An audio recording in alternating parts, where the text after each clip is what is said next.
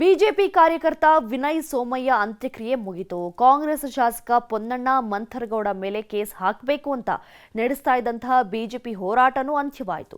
ಹೊಸ ವಿಷಯ ಏನಂದ್ರೆ, ವಿನಯ್ ಸೋಮಯ್ಯ ಸಾಯೋ ಮೊದಲು ಡೆತ್ ನೋಟ್ ಬರೆದಿರಲಿಲ್ಲ, ಬರ್ಸಿದ್ದಂತೆ ಅದು. ಡೆತ್ ನೋಟ್ ಬರ್ಸಿದ್ಯಾರು ಗೊತ್ತಿದೆ ಅಂತ ಕೇಂದ್ರ ಸಚಿವ ಕುಮಾರಸ್ವಾಮಿ ವಿನಯ್ ಸಾವಿಗೆ ಹೊಸ ಟ್ವಿಸ್ಟ್ ಕೊಟ್ಟಿದ್ದಾರೆ. ಬಿಜೆಪಿ ಕಾರ್ಯಕರ್ತ ವಿನಯ್ ಸೋಮಯ್ಯ ಬೆಂಗಳೂರಲ್ಲಿ ಆತ್ಮಹತ್ಯೆಗೆ ಶರಣಾಗಿದ್ರು. ಕೊಡಗಿನ ಇಬ್ಬರು ಶಾಸಕರಾದ ಎಎಸ್ ಪೊನ್ನಣ್ಣ ಮತ್ತು ಮಂಥರಗೌಡ ಕ್ಷೇತ್ರದಲ್ಲಿ ಅಕ್ರಮಗಳು ನಡೆಯುತ್ತಿವೆ, ಜನಪರ ಕೆಲಸಗಳಾಗ್ತಿಲ್ಲ ಅಂತ ಬಹಿರಂಗವಾಗಿ ಆರೋಪಿಸಿದ್ರು ವಿನಯ್ ಸೋಮಯ್ಯ. ಅದಕ್ಕೆ ಪೊಲೀಸರ ಮೂಲಕ ವಿನಯ್ ಸೋಮಯ್ಯಗೆ ಬೆದರಿಕೆ ಹಾಕಿಸಿ ಕೇಸ್ ಬುಕ್ ಮಾಡಿ ಹಿಂಸೆ ಕೊಟ್ಟಿದ್ರು ಅಂತ ವಿನಯ್ ಸೋಮಯ್ಯನೇ ಡೆತ್ ನೋಟ್ ಬರೆದಿಟ್ಟು ಆತ್ಮಹತ್ಯೆ ಮಾಡಿಕೊಂಡಿದ್ರು. ಪೊನ್ನಣ್ಣ, ಮಂಥರಗೌಡ, ಹರೀಶ್ ಪೂವಯ್ಯ ಹಾಗೂ ತೆನ್ನೀರ ಮೈನಾ ಕಾರಣ ಅಂತಾನೂ ಡೆತ್ ನೋಟ್ ಬರೆದು ಸಾವನ್ನಪ್ಪಿದ್ರು. ಬೆಂಗಳೂರಲ್ಲಿ ಮರಣೋತ್ತರ ಪರೀಕ್ಷೆ ಬಳಿಕ ವಿನಯ್ ಸೋಮಯ್ಯ ಮೃತದೇಹವನ್ನ ಕೊಡಗಿಗೆ ತರಲಾಗಿತ್ತು. ಆದರೆ ಎಫ್ಐಆರ್ನಲ್ಲಿ ತೆನ್ನೀರ ಮೈನ ಬಿಟ್ರೆ ಯಾರ ಹೆಸರೂ ಹಾಕಿಲ್ಲ. ಪೊಲೀಸರ ಮೇಲೆ ಸರ್ಕಾರ ಒತ್ತಡ ಹಾಕಿದೆ ಅಂತ ಬಿಜೆಪಿಯವರು ಹೋರಾಟಕ್ಕಿಳಿದ್ರು.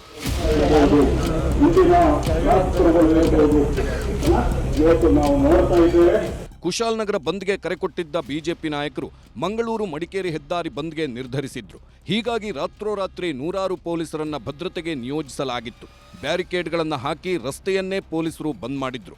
ಬಿಜೆಪಿ ರಾಜ್ಯಾಧ್ಯಕ್ಷ ವಿಜಯೇಂದ್ರ, ಸಂಸದ ಯದುವೀರ್, ರವಿಕುಮಾರ್ ಕೊಡಗಿಗೆ ಬಂದ್ರು. ಆಂಬ್ಯುಲೆನ್ಸ್ನಲ್ಲೇ ವಿನಯ್ ಅಂತಿಮ ದರ್ಶನ ಪಡೆದ್ರು. ಆಮೇಲೆ ಎಫ್ಐಆರ್ನಲ್ಲಿ ಪೊನ್ನಣ್ಣ, ಮಂಥರಗೌಡ ಹೆಸರು ಸೇರಿಸಲೇಬೇಕಂತ ಪ್ರತಿಭಟನೆಗೂ ಕೂತ್ರು.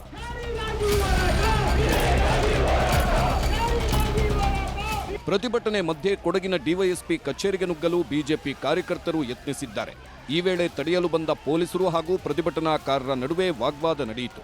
ಈ ವೇಳೆ ತಳ್ಳಾಟ, ನೂಕಾಟವಾಗಿದ್ದು ಭಾರೀ ಹೈಡ್ರಾಮಾವೇ ನಡೆದು ಹೋಯಿತು. ಆಮೇಲೆ ಪೊಲೀಸರು ವಿಜಯೇಂದ್ರ, ಯದುವೀರ್, ಪ್ರತಾಪ್ ಸಿಂಹರನ್ನ ವಶಕ್ಕೆ ಪಡೆದರು. ಬಿಜೆಪಿ ಪ್ರಮುಖರನ್ನ ಪೊಲೀಸರು ವಶಕ್ಕೆ ಪಡೆಯೋ ಮುನ್ನ, ಪ್ರತಿಭಟನೆಗೂ ಮುನ್ನ ಕಮಲಕಲಿಗಳು ಅಬ್ಬರಿಸಿದ್ರು. ಪೊನ್ನಣ್ಣವರು ರಾಜ್ಯದ ಮುಖ್ಯಮಂತ್ರಿಗಳ ಕಾನೂನು ಸಲಹೆಗಾರರು.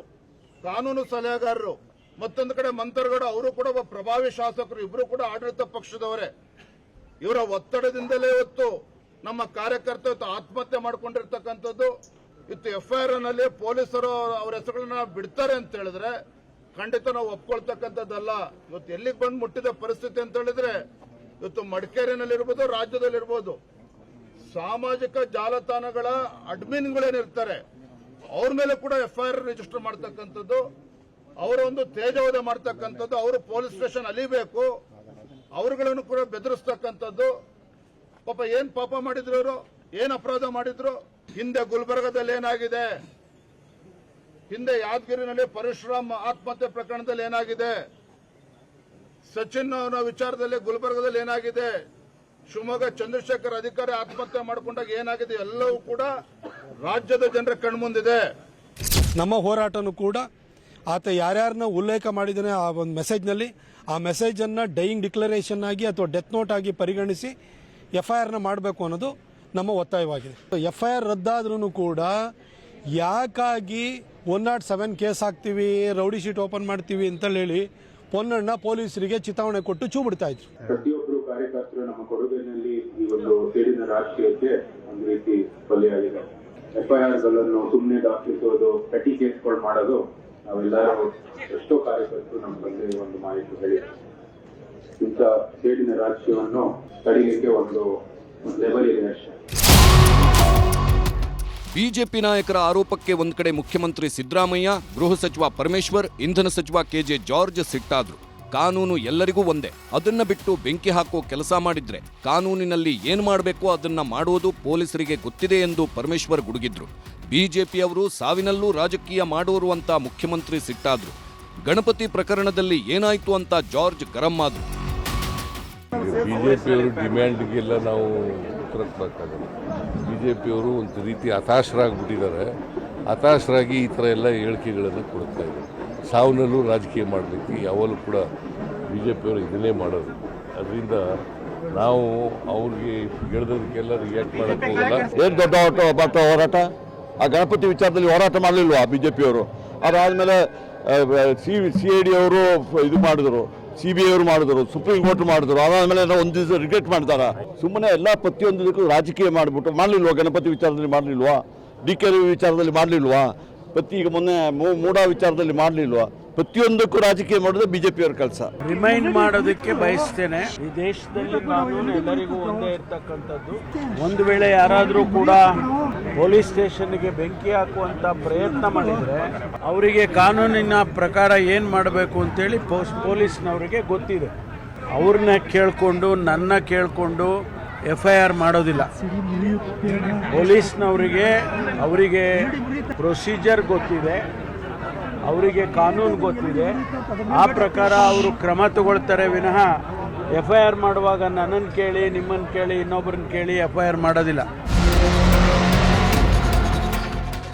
ಕಾಂಗ್ರೆಸ್ ನಾಯಕರ ಮಾತಿಗೆ ಕುಮಾರಸ್ವಾಮಿ ಕೆರಳಿ ಕೆಂಡವಾದ್ರು. ವಿನಯ್ ಸೋಮಯ್ಯ ಡೆತ್ ನೋಟ್ ಬರೆದ್ರಾ, ಬೇರೆಯವರೇ ಡೆತ್ ನೋಟ್ ಬರೆಸಿದ್ರಾ ಅಂತ ಗೊತ್ತಿದೆ, ಯಾರು ಬರೆಸಿದ್ದು ಅಂತ ಗೊತ್ತಿದೆ ಅಂತ ಬಿಜೆಪಿ ಹೋರಾಟವನ್ನು ಪ್ರಶ್ನಿಸುವಂತೆ ಪ್ರಶ್ನೆ ಇಟ್ರು ಕೇಂದ್ರ ಸಚಿವ HD ಕುಮಾರಸ್ವಾಮಿ. ಓಹೋ, ಏನ್ ಗ್ರೇಟ್ ಕಾನೂನು ತಜ್ಞ ಇವತ್ತು. ಡೆತ್ ನೋಟ್ ಅದೆಂತದು, ಅದನ್ನೆಲ್ಲ ತಗೊಳಕ್ಕಾಗಲ್ಲ ಅಂತ ಹೇಳ್ತಾರೆ. ಯಾರ್ಯಾರನ್ನ ಮುಗ್ಸಕ್ಕೆ ಏನೇನ್ ಡೆತ್ ನೋಟ್ ಬರ್ಸಿದಿರಿ, ಏನೇನ್ ಕಾನೂನು ಸಲಹೆ ಕೊಟ್ಟಿದ್ದೀರಿ ಸರ್ಕಾರಕ್ಕೆ ಗೊತ್ತಿದೆ ನನಗೂ. ನೀವು ಮಾಡ್ತಂತ ಪಾಪದ ಕೆಲಸಗಳಿಗೆ ಇವತ್ತು ಈ ರೀತಿಯ ವಾತಾವರಣ ನಿಮ್ಮ ಮೇಲೂ ಬಂದಿದೆ. ಇಷ್ಟೆಲ್ಲ ಬೆಳವಣಿಗೆಗಳು, ಪ್ರತಿಭಟನೆ, ಹೋರಾಟ, ರಾಜಕೀಯ ಸಮರದ ಮಧ್ಯೆ ಕೊಡಗಿನಲ್ಲೇ AS ಪೊನ್ನಣ್ಣ ಮತ್ತು ಮಂಥರ್ಗೌಡ ಸುದ್ದಿಗೋಷ್ಠಿ ನಡೆಸಿ ಬಿಜೆಪಿಯವರ ಮೇಲೆ ವಾಗ್ದಾಳಿ ಮಾಡಿದ್ರು. ನಾನೇನು ಯಾವತ್ತೂ ಕೂಡ ವಿನಯ್ ಸೋಮಯ್ಯ ಮೇಲೆ ಪ್ರಕರಣ ದಾಖಲು ಮಾಡಿರೋದಂತ ಆದರೆ ಒಂದು ನಿಮಿಷ ಕೇಳಿ, ಕಾನೂನು ಇಲ್ಲ ಅಂತ ಹೇಳ್ತಾ ಇದ್ದೀನಿ. ಅವ್ರು ಆರೋಪ ಮಾಡ್ತಾ ಇದಾರೆ ಅಂತ ನೀವು ಅದಾಗಿದೆ ಅಂತ ಹೇಳ್ಬಾರ್ದು. ಆಗಿದೆ ಇಲ್ಲ ಅಂತ ಹೇಳಿ ಗೊತ್ತಾಗುತ್ತಲ್ಲ. ಸರಿ, ಅದಾಗಿದೆ ಅಂದ್ರೆ ಬೇರೆ ಪ್ರಶ್ನೆ ಬರ್ತದೆ. ನಾನು ನಿನ್ನೆ ಕೂಡ ಹೇಳಿದ್ದೀನಿ, ಪೊಲೀಸ್ನವ್ರು ಆತರ ಮಾಡಿದ್ರೆ ಕ್ರಮ ಜರುಗಬೇಕು.